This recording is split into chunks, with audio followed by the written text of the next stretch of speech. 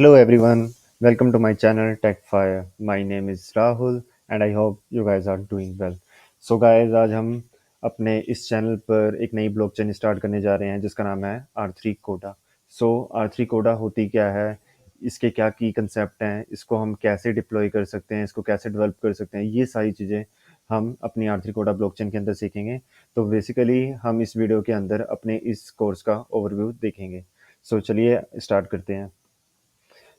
हमारे discussion points आने वाली वीडियोस में रहेंगे, जो कि इसका इम्पैक्ट क्या हुआ बिजनेस पे जब ये आर3 कोडा ब्लॉकचेन मार्केट में आई, और इसके बारे में जानेंगे, जो कि इंट्रोडक्शन पार्ट में हम कवर अप करेंगे। इसके क्या क्या की कंसेप्ट हैं, इसका वर्क फ्लो, कॉन्ट्रैक्ट्स, स्टेट्स, सारी चीज़ें इसके की कंसेप्ट में हम कवर अप करेंगे। ये कौन कौन से सेक्टर में यूज़ की जा सकती है, जैसे कि इंश्योरेंस, हेल्थ केयर, फाइनेंस, और भी कई जगह हैं जहाँ पे हम आर3 कोडा ब्लॉकचेन को इम्प्लीमेंट कर सकते हैं। तो ये सारी चीज़ें हम अपने यूज़ केस वाले पार्ट में कवर अप करेंगे।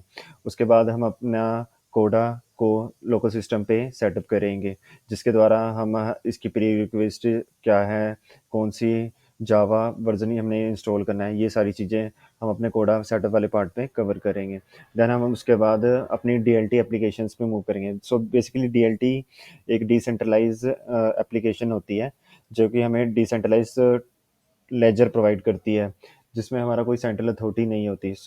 हम इसके अंदर अपना एक एग्जांपल लेके एक फ्लो है ना एक्सप्लेन करेंगे, जैसे कि हम किसी टोकन को कैसे ट्रांसफ़र कर सकते हैं, इशू कैसे कर सकते हैं, उसको बर्न कैसे कर सकते हैं, अकाउंट कैसे जनरेट कर सकते हैं। तो ये सारी चीज़ें हमारी डीएलटी ऐप्स में कवर अप होंगी। देन हम उसके बाद क्लाइंट लेयर एप्लीकेशन का यूज़ करेंगे अपनी डीएलटी एप्लीकेशन को कॉल लगाने के लिए।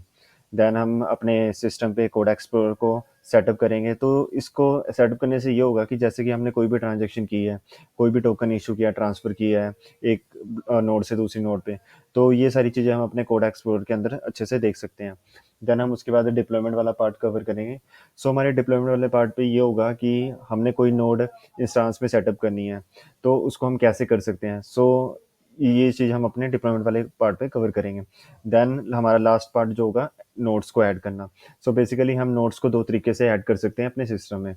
एक तो मैनुअली, और एक रन टाइम पे हम एक स्क्रिप्ट के द्वारा कर सकते हैं। तो ये सारी चीज़ें हम अपने इस कोर्स के अंदर कवर अप करेंगे। आशा करता हूँ आपको ये वीडियो पसंद आया होगा। प्लीज़ चैनल को सब्सक्राइब करें, लाइक करें एंड शेयर करें, और आने वाली वीडियोज़ से आपको बहुत कुछ सीखने को मिलेगा। धन्यवाद।